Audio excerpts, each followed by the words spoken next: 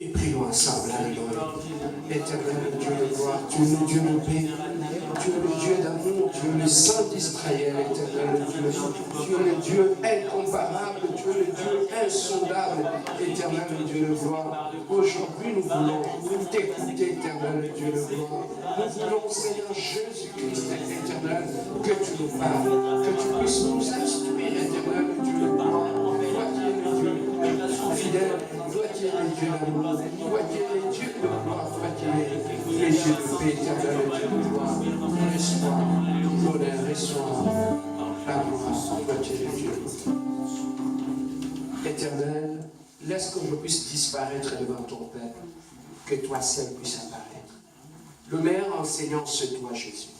Parce que c'est toi seul qui peut nous parler. Nous sommes venus avec des questions, Seigneur, mais toi, tu as des réponses. Je sais qu'éternel Dieu, pendant ces quelques minutes, tu vas nous orienter, tu vas nous fortifier, réconforter et tu vas nous diriger. Merci pour ta présence et pour ton amour.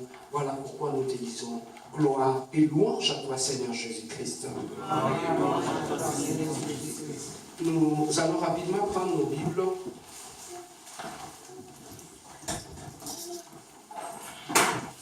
Donc, les livres d'Ésaïe. Ésaïe chapitre 6, du premier verset jusqu'au 5e verset. Ésaïe chapitre 6, du premier verset jusqu'au 5e verset. Est-ce que nous sommes tous là? Ésaïe chapitre 6, du premier verset jusqu'au 5e verset. Toi, tu es déjà dans le Nouveau Testament.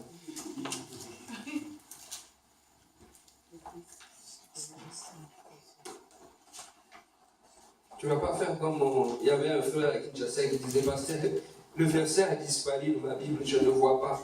Je l'ai cherché, je laisse à l'Apocalypse, je ne vois pas les versets. Je dis, frère, comment ça on a? Oh non, on a oublié de les mettre. Ésaïe chapitre 6, du premier verset jusqu'au 5e verset. Nous lisons au nom de notre Seigneur Jésus-Christ. Amen. L'année de la mort du roi Osias, je vis le Seigneur assis sur le trône très élevé, et le pan de sa robe remplissait le temple. Le séraphin s'éteignait au-dessus de lui, et il avait chacun 6 ailes, des dont il se couvrait la face, des dont il se couvrait le pied, et 2 dont il se servait pour voler. Ils criaient l'un à l'autre et disaient, Saint, Saint, Saint est l'Éternel des armées. Toute la terre est pleine de gloire.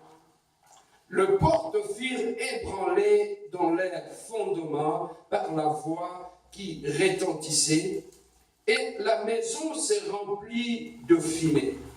5. Alors j'ai dit, malheur à moi, je suis perdu, car je suis un homme dont les lèvres sont impures.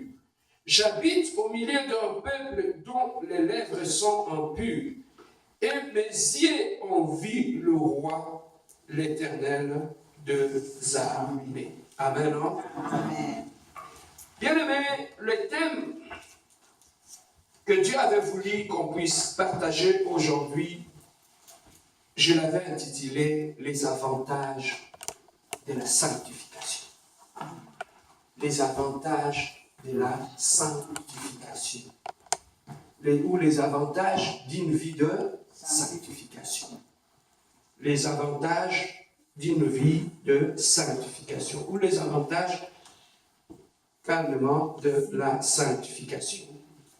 Les avantages de la sanctification. Amen. Amen. Bien, mais nous sommes bénis dans l'église, là où nous sommes, où chaque dimanche, lorsque nous venons à l'église, on nous donne un certain nombre d'informations qui vont nous permettre de vivre pleinement une vie victorieuse en Jésus. Amen. Hein?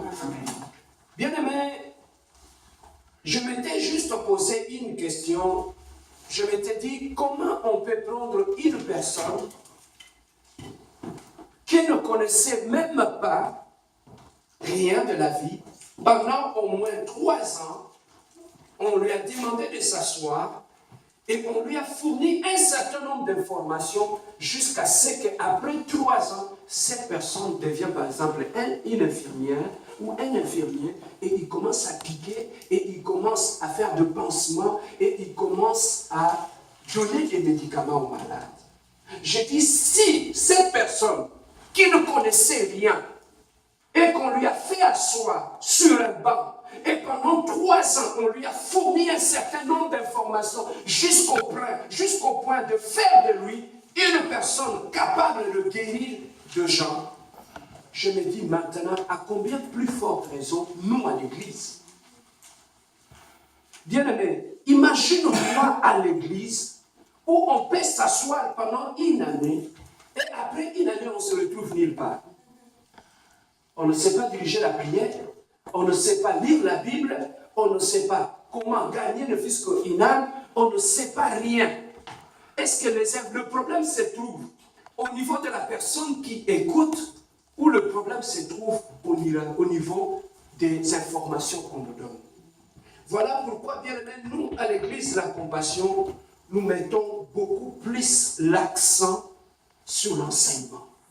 Amen. Hein? Amen. C'est l'enseignement qui fera de nous, bien-aimés, ce que nous serons demain.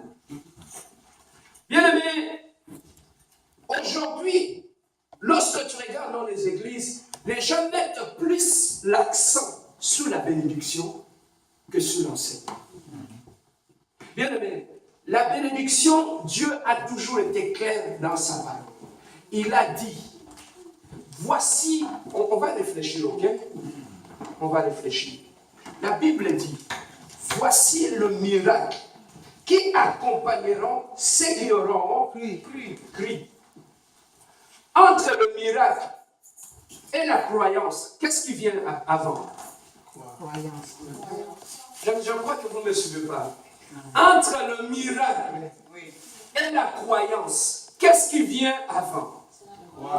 Voici le miracle qui accompagneront ceux qui auront cru. Donc, d'abord, pour que le miracle puisse t'accompagner, tu dois d'abord croire. Or, pour croire, on ne peut que croire à ce qu'on t'a dit. Donc, ce qu'on t'a dit, c'est la parole de Dieu. Donc, lorsque tu écoutes la parole, tu le mets en pratique, le miracle commence à t'accompagner. Il y a au sein de la seconde miracle. Amen. Et c'est que c'est tout là. Dieu n'a pas dit, voici les signes que ceux qui auront cru suivront. Non. Il a dit, ceux qui auront cru, voilà ce qui va les accompagner. Donc moi, mon problème, ce n'est pas le miracle. Moi, mon problème, c'est de croire. Amen. Donc lorsque je me mets en position de celui qui croit, automatiquement, le miracle est là. L'essentiel est que je crois à la parole. Le miracle est là. Amen. Donc le miracle, bien aimé, est un serviteur. Le miracle est un serviteur pour celui qui a cru. Pour celui qui n'a pas cru, il est un serviteur de miracle. Je ne sais pas si tu comprends. Oui. Le miracle est un serviteur de celui qui a cru. Et celui qui a cru, le miracle là l'accompagne. Je vais encore m'expliquer. Bien aimé, lorsque tu payes ton billet d'avion, tu veux voyager, tu payes ton billet d'avion. Tu règles ton billet et ta place est réservée.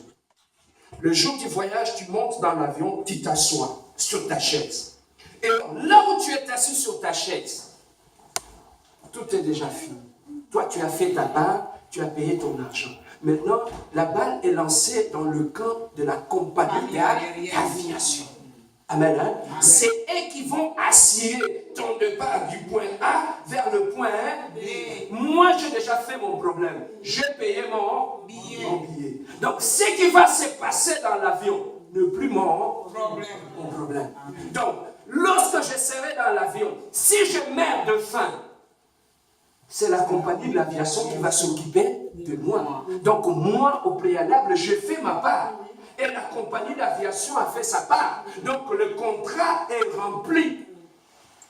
J'ai conclu comme une sorte de contrat entre moi et la compagnie d'aviation. Moi, je payais mon billet et dans ces billets-là, ma nourriture est là. La couverture qu'on nous donne quand on a froid dans l'avion, on ne paye pas. Ils vont te le donner parce que c'est inclus dans le billet. Amen. Hein? La nourriture, l'eau que tu vas boire est inclus dans le billet. Lorsque tu veux te soulager, aller à la toilette, tout est inclus dans le billet. C'est dans le billet. Mais lorsque tu achètes le billet, des fois on ne t'écrit pas tout ça dans le billet. Mais tout cela est inclus dans le billet. Donc quand j'achète mon billet, je monte dans l'avion, j'ai le droit. Amen. Hein? Ces billets me donnent le droit de manger. Ces billets me donnent le droit qu'on puisse me couvrir. Ces billets me donnent le droit que j'aille me soulager quand j'ai envie. Tout cela est inclus dans le billet que j'ai acheté. C'est ça, bien aimé, le mystère de la parole de Dieu. Lorsque Dieu te dit tout simplement, qu'il soit toi compliqué, Dieu nous dit tout simplement, crois seulement. Donc ne fais plus rien, autre chose, ne fournis plus aucun effort. Crois seulement à cette parole. Tout est là-dedans. Ton mariage est ici. Ta guérison est ici. Ta bénédiction est ici. Toi, tout simplement, hein, crois. Le reste, papa, lorsque tu as payé ton billet, tu es assis sur la chaise de l'avion. Quand l'heure de la nourriture est arrivée, est-ce que tu vas t'inquiéter? Non. Ce n'est pas ton problème. Les hôtesses sont dehors, derrière. Ils sont en train d'arranger la nourriture pour toi. Ils savent que ces temps ici, c'est le temps qu'on doit lui donner à manger.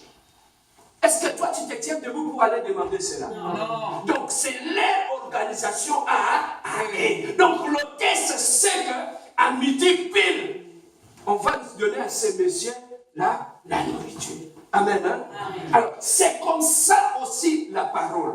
Lorsque je crois à la parole, lorsque je garde la parole en moi, dans cette parole, il y a mes bénédictions qui sont là. Ma guérison est ici, ma délivrance est ici. Donc, ce n'est plus mon problème. Moi, je crois seulement. C'est Dieu lui-même qui va s'occuper de mon mariage.